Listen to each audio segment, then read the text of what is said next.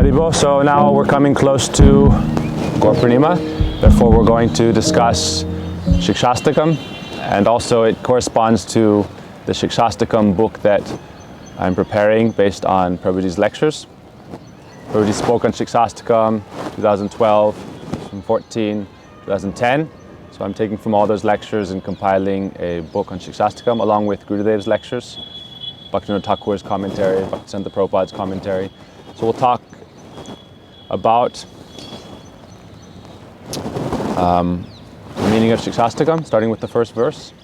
So we just recited and memorized the first verse, Ceto-darpana-marjanam, Bhava Mahadavagni Nirvapanam, Shreya Kairava Chandrika Vitaranam, Vidyavadu Jivanam, Anandam Buddhivardhanam, Pratipadang Purnamrita Swadanam, Sarvatma Snapanam, Param Vijayate, Shri Krishna Sankirtanam. So today we'll talk for a while about the first line of the first verse, Ceto-darpana-marjanam. Prabhuji gives many different angles of this purport of this Ceto-darpana-marjanam. So we're going to go over the different points. This verse describes the 7 excellent results of chanting Shri Harinam Sankirtan. And the first one is that it cleanses the mirror of the heart. Ceto-darpana-marjanam. Ceto means the heart, but it's a very subtle thing also. It's not like a gross, like scrubbing the heart itself. It's a subtle thing. There's man, buddhi, chitta, ahankar. Man is the mind, buddhi is intelligence, chitta is considered like the heart, and ahankar is the ego. So it's cleansing the chitta. Chitta is like the mirror that reveals the consciousness. That's like the chitta. That's one example given. So that's why Ceto-darpana-marjanam is cleansing that mirror. If that mirror is dirty, then you can't see or realize or understand your true self. So Mahaprabhu is saying, first of all, you have to cleanse that mirror of the heart, and by doing that, then you can understand the true nature of the self. That's Ceto-darpana-marjanam. Now, Prabhuji, when he starts his Siksastakam lectures, he makes an important point that Mahaprabhu is not speaking this for a mundane level. And he gives the example of Rupa Goswami's Upadeshamritam, Vacho Vegam, Manasa Krodha Vegam. Actually, based on Mahaprabhu's Siksastakam, Rupa Goswami wrote Upadeshamrita, Raghunath Das Goswami wrote Manashiksha. So it's all coming from Siksastakam. Actually, you can say all the Goswami's books, they're all like blossoming explanations coming from Siksastakam. Because within that, like for example, we're going to start Vedanta classes soon, right? So Vedanta classes is the summary of all Vedic knowledge. Veda Anta, the end or the sum and bonum of all knowledge.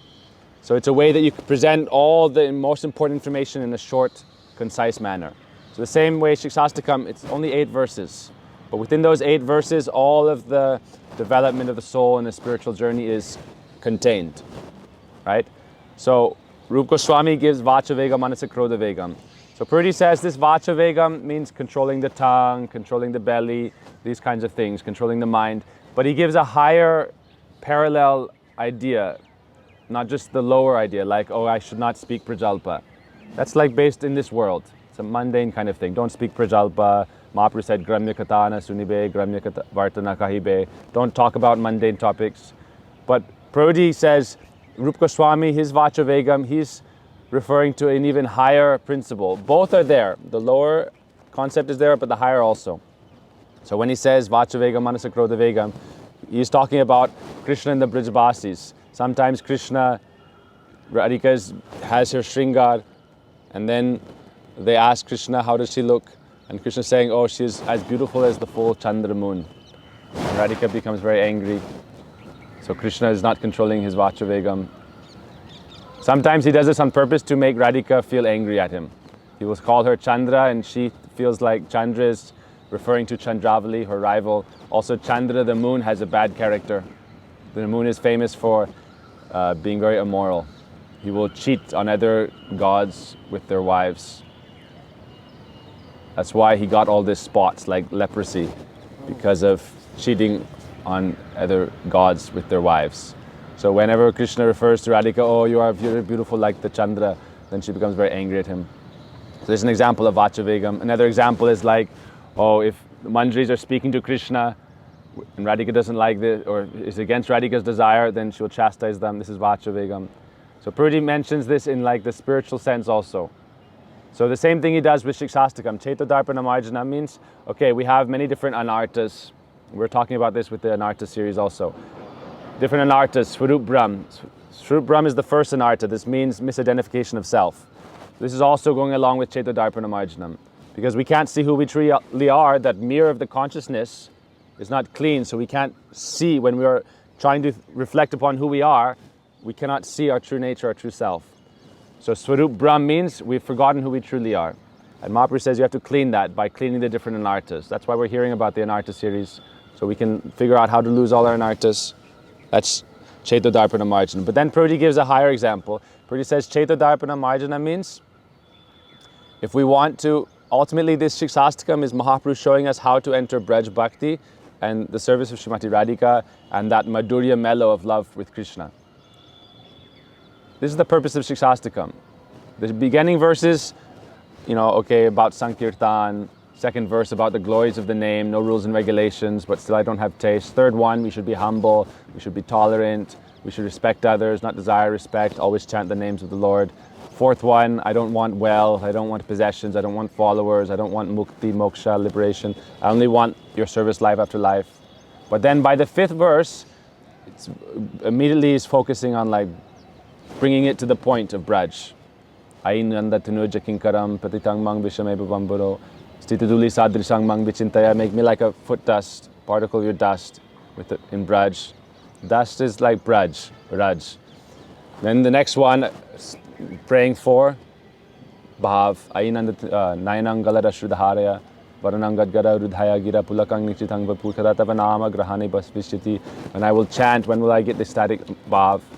Seventh one is also more focused on Braj, in the mood of separation, when the gopis have been separated from Krishna. Yugaitam nimeshana chaksusa pravishaitam shunyaitam jagat sarvam govinda virahiname. And the eighth one is about meeting, but also separation, that the mood of completely surrendering to Sri Krishna, whatever he likes to do with me. Ashlishava padaratang pinastu mama darshanang marmahatang kurotu vayatatu lampedomat prana tadastusa evanapara. I am yours, no matter what you do with me, I am completely yours. So Prabhuji ties all the Siksastakam in with Braj Bhakti and with the moods of the Brijbasis and how we can progress to that position of serving the Brijbasis, being with the Brijbasis. Saying everything, until you achieve that position, then you haven't fully cleansed the mirror of your heart. Ceto-darpana-marjanam is not complete. Some false ego, some pride, some other anartas will remain. When you are completely sarvatma snapanam, which is the last result of Sankirtan, this 7 results of the first verse are connected to all the other verses. The first verse is, right? Ceto-darpana-marjanam, Baba Mahadavagni Rapanam, Shreya Kadavan Chandrika Vitaranam, Vidivaru Jivanam, Ananda Buddhivaranam, Pratipadam, Puram, Ritaswaranam, Sarvatma Snapanam. These are connected to the next 7. Okay? And then the first one, Prabhuji mentions this point, we'll just cover this topic today, that we have to even give up attachment to, for example, okay, I want to worship Lakshmi Narayan. If we're in this line of the Rupanugas, then for us this is an anarta. This is something we have to clean from the mirror of the heart. And that's why Raghunath Das Goswami further reveals the meaning of Siksastakam in his Manashiksha. Api tyaktva Lakshmi patiratim ita vyoma narayanyam. Says, even give up attachment to Narayan and Lakshmi. If you want to enter Braj and serve there, you have to become completely ananyata. Ananyata means completely one-pointed. So that's Ceto-darpana-marjanam. Ceto-darpana-marjanam means getting rid of all other desires, but and focusing on that one-pointed goal of Radha Dasyam. When we've done that, then we have succeeded in Ceto-darpana-marjanam. That's what Prabhuji mentions. I have many different ideas, many different desires. I want to be a big bhakta in this world. That's something we have to clean. I want to be open many temples, be a big acharya. But that's also a good thing if we're doing it under guidance of Guru for the right reason. But if there's not that one-pointed real desire in our heart, Gurudev said you should have laser focus. So what does laser focus mean?